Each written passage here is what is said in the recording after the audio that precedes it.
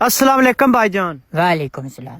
ਇਹ ਜਿਹੜੀਆਂ social media ਤੇ ਕੁੜੀਆਂ ਛੋਟੇ ਛੋਟੇ ਕੱਪੜੇ ਪਾ ਕੇ ਤੰਗ ਕੱਪੜੇ ਪਾ ਕੇ ਟੁਰ ਕੇ ਸਲੋਮੋ ਬਣਾਉਂਦੀਆਂ ਨੇ, ਇਹਨਾਂ ਨੂੰ ਤੁਸੀਂ ਕਿੰਜ ਵੇਖਦੇ ਹੋ? ਮੈਂ ਤੇ ਮੋਬਾਈਲ ਤੇ ਵੇਖਦਾ। ਓਏ ਮੇਰੇ ਕਹਿਣ ਦਾ ਮਤਲਬ ਹੈ ਇਹਨਾਂ ਨੂੰ ਤੁਸੀਂ ਕਿਸ ਤਰ੍ਹਾਂ ਵੇਖਦੇ ਹੋ?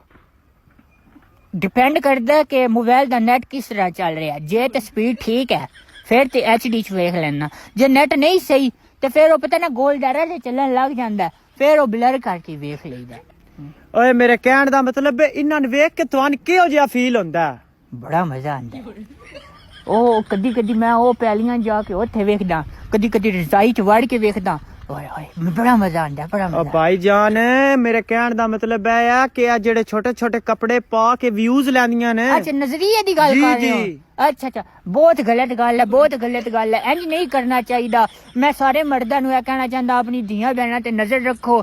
ਇਹ ਬਹੁਤ ਗਲਤ ਗੱਲ ਹੈ। ਪਤਾ ਨਹੀਂ ਸਾਡੀ ਯੂਥ ਜਿਹੜੀ ਹੈ ਨਾ, ਪਤਾ ਨਹੀਂ ਕਿਹੜੇ ਰਾਹ ਲੱਗਦੀ। ਬਿਲਕੁਲ, ਮੈਨੂੰ ਵੀ ਕੱਲ ਲਿੰਕ ਆਇਆ, ਮੈਂ ਵੀ ਹਲੇ ਡਿਲੀਟ ਕਰਨਾ। ਬਿਲकुल है। ਤੁਸੀਂ ਇਹ ਜਿਹੜਾ ਹੈ ਨਾ ਗਲਤ ਗੱਲ ਹੈ। ਮੈਨੂੰ ਵੀ ਲਿੰਕ ਸੈਂਡ ਕਰਨੀ, ਫਾਰਵਰਡ ਕਰਨੀ। ਤੁਹਾਨੂੰ ਕਿਉਂ ਸੈਂਡ ਕਰਾਂ? ਮੈਂ ਮੇਰੇ ਕੋਲ ਆਏਗਾ ਤੇ ਮੈਂ ਵੀ ਡਿਲੀਟ ਕਰਾਂਗਾ। ਤੇ ਭਾਈ ਤੁਹਾਡੇ ਵਿੱਚੋਂ ਵੀ ਜਿਹੜਾ ਨੇਕ ਬੰਦਾ ਹੈ, ਸ਼ਰੀਫ ਬੰਦਾ ਹੈ, ਉਹ ਮੈਨੂੰ ਦੱਸੇ, ਮੈਂ ਉਹਨੂੰ ਵੀ ਅੱਗੇ ਲਿੰਕ ਫਾਰਵਰਡ ਕਰਾਂਗਾ ਤੇ ਤੁਸੀਂ ਵੀ ਆਪਣੀ ਤਰਫੋਂ ਡਿਲੀਟ ਕਰਿਓ। ਤੇ ਤੁਹਾਡੇ ਕੋਲ ਵੀ ਕੋਈ ਅੱਛੇ ਲਿੰਕ ਹਨ ਤੇ ਉਹ ਮੈਨੂੰ ਵੀ ਫਾਰਵਰਡ ਕਰਿਓ ਤੇ ਮਿਲ ਕੇ ਇਸ ਬੁਰਾਈ ਦਾ ਖਾਤਮਾ ਕਰਾਂਗੇ। ਗੁੱਡ ਹੋ ਗਿਆ। ਅੱਲਾ ਹਾਫਿਜ਼। ਠੀਕ ਹੈ।